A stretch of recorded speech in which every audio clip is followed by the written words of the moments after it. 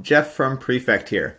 We're going to be talking about scheduling your flows and also running your flows in containers in Docker today.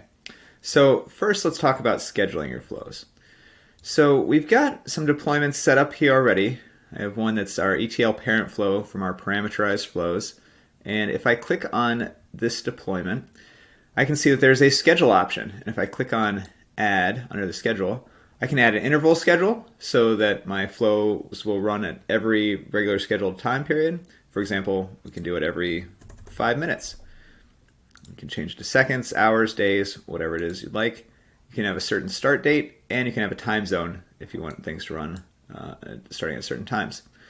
So now every 5 minutes, this will run, as long as I have an agent to pick it up and an Orion server serving it, or if I move it to Prefect Cloud, that would work too. So every 5 minutes right now, this will run unless I toggle this off, and that will pause my deployment. All right, let's go in here and edit this. And I can edit that schedule now by clicking on Edit, or I can remove it by clicking on Remove. So I hit Remove, and now that schedule is gone. If you want to add a different schedule, we could add a cron schedule. If you're used to using cron for scheduling, this is the cron syntax here with asterisks that you can replace by numbers. And if you fill in a number there, it'll change to tell us what the schedule would do. So every minute on day 3 of the month, now we would have this deployment run.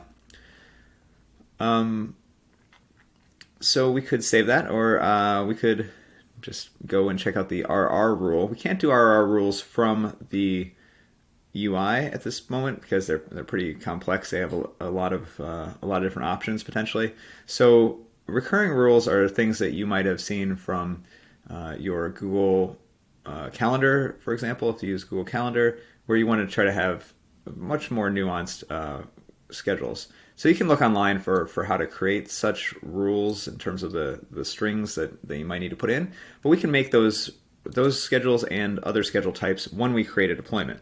So if we do, for example, Prefect deployment build flows/03. Again, I'm in my Conda environment here, Zoom, where I have my requirements.txt all installed, and I've got at the top level of my repository where I can go into flows and go into O3 deployments and go to my parameterized flow.py. And I want to make sure I spell build correctly.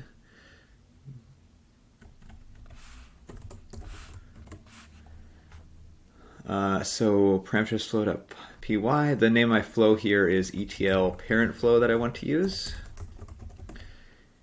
Is our entry point, and I need to name this. So if I wanted to name this ETL2, for example, and then I could specify which schedule I wanted with -- cron, -- interval, and then in quotes here I've got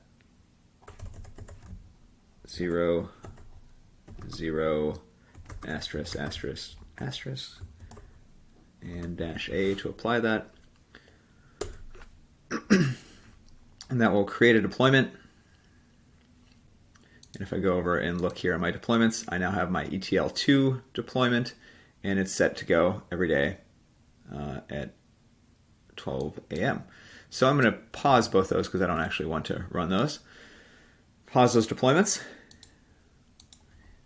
And if you ever are wondering, how do I do that thing in the CLI and Prefect, and you don't want to go look at the docs, you can just do -- help after the start of it. So Prefect deployment build -- help will show us that we could go and build deployments that have a time zone, RR rule, interval, cron. Show you exactly what you need right there.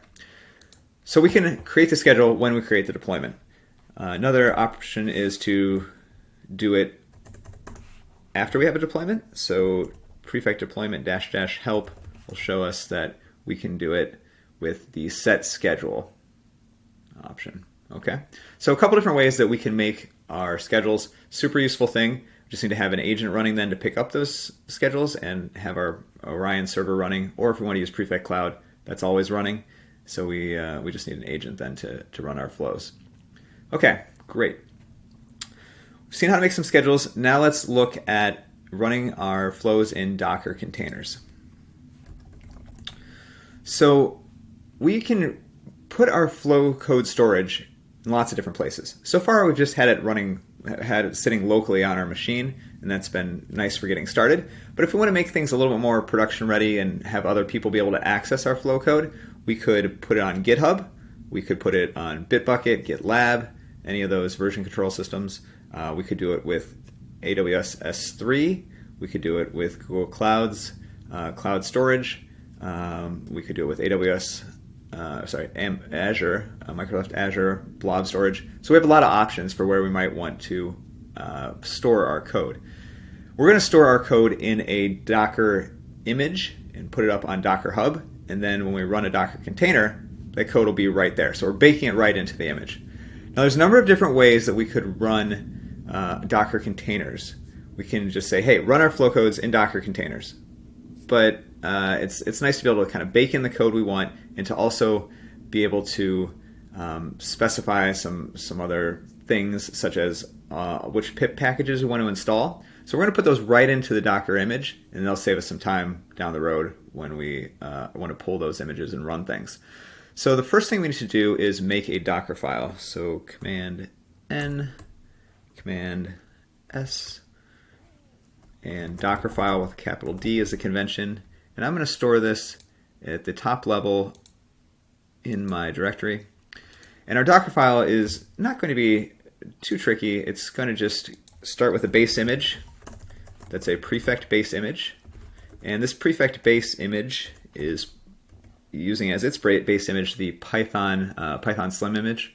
So Prefect HQ / Prefect : we're going to use tag 277, so we all have the same version here, and -- Python 3.9. You could use a different Python version. If it was higher, that'd be fine too. And let's copy Docker requirements .txt over and then install those requirements. So we could just use the regular requirements.txt file, but we already have Prefect installed. So let's just copy these and take out a few of them. So we'll make a new folder, a new file, and we'll call it docker-requirements .txt. Nothing magic about that name except it's pretty descriptive. You could use a different one if you wanted. And we're going to take out Prefect here. Again, we already have Prefect being installed in our image by the Prefect base image. And I'm not going to use Pandas BigQuery right now because I am just parameterizing, just using that parameterized flow, which takes our taxi data from the web, cleans it, and then puts it into Google Cloud Storage. So I'm not putting anything into BigQuery, but if you wanted to, make sure you have that package still installed here. And I don't need Prefect SQL Alchemy. I'm not doing anything with Postgres or anything here. Awesome. So just these 4 packages will be installed. It helps keep our image lightweight and take less time to install. So we're copying over the Docker requirements, and we want to then run a pip install -r docker-requirements.txt, and we're going to specify this is a trusted host is pypi.python.org, and so that pip doesn't try to use anything cached here. We're going to say no-cache-dir,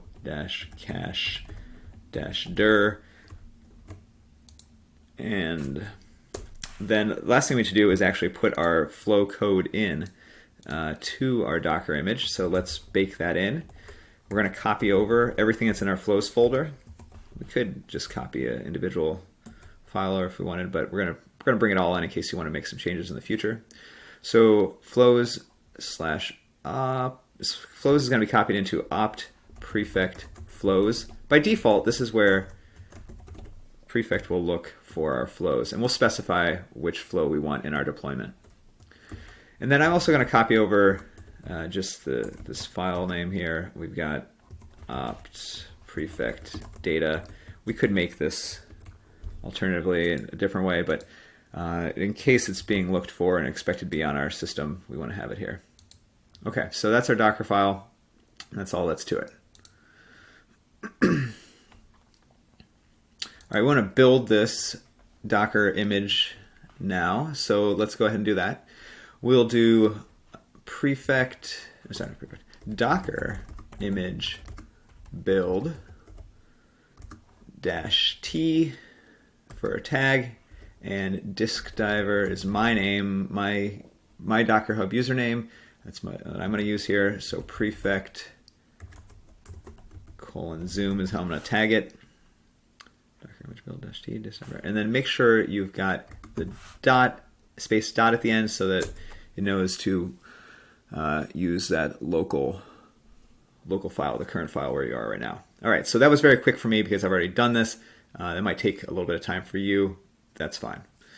So we're building an image here. Now we want to push that image. If you're not already logged into Docker Hub, go ahead and do that with Docker login. I'm already logged in here. I should be at least. So I'm going to do Docker image push disk diver /prefect :zoom. Okay, so again, that was super quick to do because this has already been cached for me with Docker. I've already done it, but it might take a minute or two for you to push that all up to Docker Hub. All right, so now I've got all of the code I need in Docker Hub. Anyone can access it there. That's great. You could specify, other registries if you want to send it to a different registry, a different Docker registry. I need to make a Docker block now so that I can use this when I specify my deployment. So if you hit the plus button and scroll down to Docker container and give it a block name, I'm going to give mine the name Zoom. You can name it whatever you want. Yep, this is a Docker container. I don't need to put in any environment variables here. You could put in pip packages and do it this way, but then it would happen after your image was pulled, and then it would take a little more time when you made your container. So that's why we baked our pip packages right into our image. Now we do need to specify what image we want here.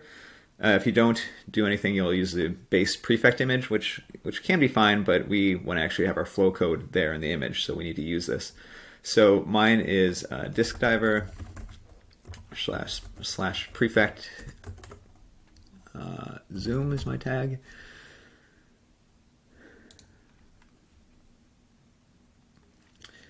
And image pull policy, this can be a little bit convoluted. I'm just going to say always. So we always are pulling the latest image. And auto remove, I'm going to click that to true. If it's set, then this container is going to be removed upon completion. That just helps keep things a little tidy. And then I'm going to hit create. And now I have this code that I will copy and use in my deployment. If you wanted to make a block, we also will share some code here under the blocks directory, make a Docker block. This is how you could use code to make that Docker block. Just make sure you put in whatever image you want to use. So I'm just going to import the Docker container type, and then I will create this block by specifying all the things that we just specified in the UI. So again, blocks, super great, reusable, and very handy. All right, let's now take our next step here and let's create a deployment. You've seen how you can make a deployment from the command line, and we could do that again, but I'm going to show you how to make a deployment from the file, this time a Python file. So let's make a new file, Command N, Command S, and I'm going to call this docker_deploy.py, and I'm going to save this under my flows 03 deployments just to make life a little bit easier, because we're going to be importing our function from our parameterized flow and specifying that here in our deployment.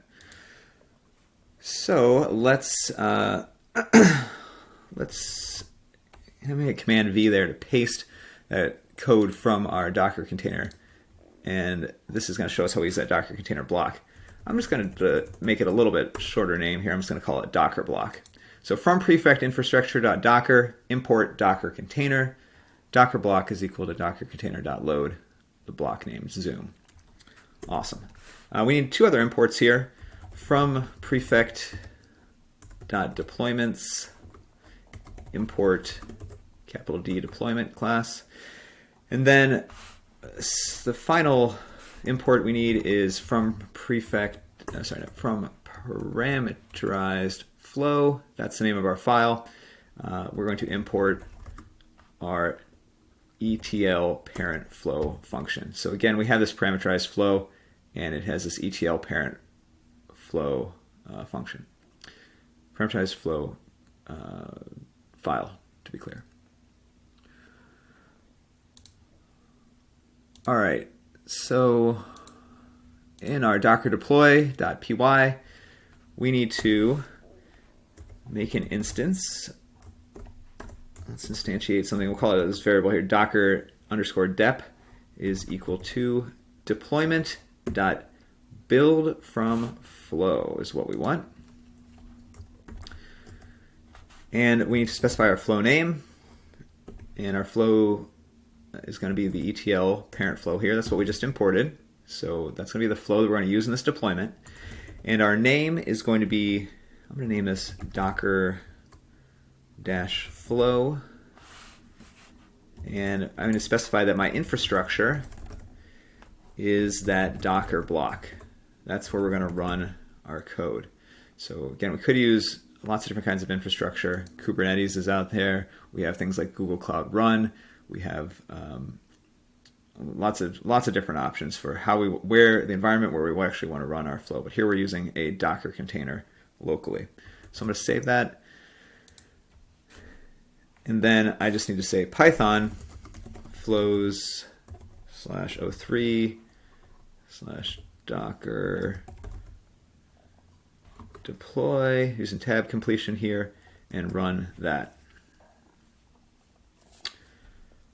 And then if I go to my deployments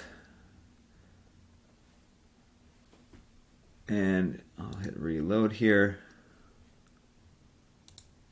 flow name is Docker flow. I should see that. Oh, forgot to do one thing.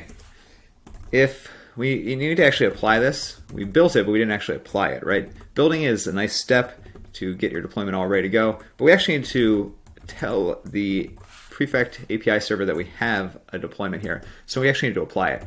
So docker underscore dep dot apply in our if name equals main block. We'll do that. That apply method is pretty handy. And then let's try running that to make our deployment again. All right. Now notice we don't get a big happy announcement or anything here when we're using the Python file. We just get we see that Docker flow deployment in the UI. So if I click on that now, I can see that it's got all kind of information there, and including some ability to run it if we want. But before we do that, let's make one more change here. If we type prefect profile ls, we will see what profile we are using. The default profile comes automatically when you install Prefect. So I have a number of other profiles here. These are mostly related to Prefect Cloud, so I can work with different workspaces. But for right now, we just have this default profile. We want to make sure that instead of using the local ephemeral API, as we've been using in the past, we want to actually specify that we want to use an API endpoint at a specific URL. So we will say prefect config set, and then we need to have this API URL. So the API URL that we want here is this one right here.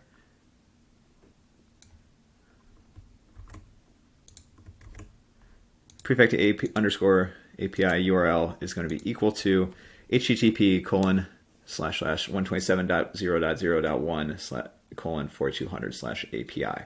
So run that. I've already set it for mine, but set that for yours so that then your Docker container is able to interface with the Orion server and things will work out much better.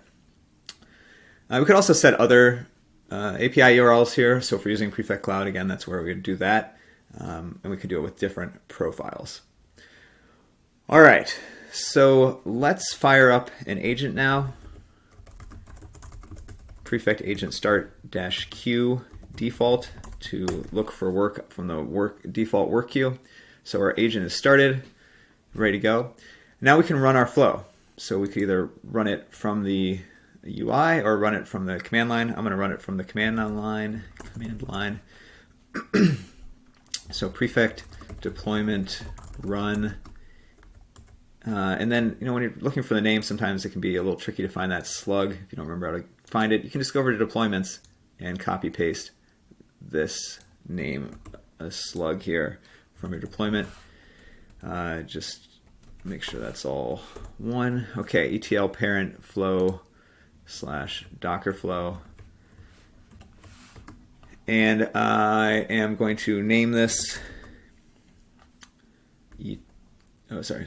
I don't need to name it. I need to. I want to override the parameter. So by default, we have a number of months that we have it running, and I'm just going to say I want months to be. Just do months 1 and 2. So -p is for parameter, and then I'm going to enter. And notice that this is going to run not just in our plain local subprocess, but actually in a Docker container. In the past, everything's just been running on our machine locally in a subprocess. So now we can see the agent logs here telling us that things are happening. Let's go watch this in the UI. If I click on Docker Flow and I look at runs, I have a pending run right now, it says, downloading the flow code from storage. Okay, cool. From opt prefect.flows. So it's telling us exactly where it's finding our flow code. Creating some subflows. I can look here. There's a subflow run right now named Mellow Nuthatch. Very nice. Let's see what the parameters are for that subflow. Check out the details here. Awesome. If I want to see all the flow runs, I can see that I've got 2 of them running right now. This is our parent flow, ETL parent flow, and here's our subflow for it. Awesome. So it'll take a few seconds as it's spinning up these Docker containers and running the code. Again, this code is actually taking data from the web for our taxi cabs and then putting it into Google Cloud Storage, our data lake. All right, we've got both subflows created here. Looks like one of them's already done, one of them's still running. Excellent. So you can run around, check it out, see what's going on with everything here. See all those parameters.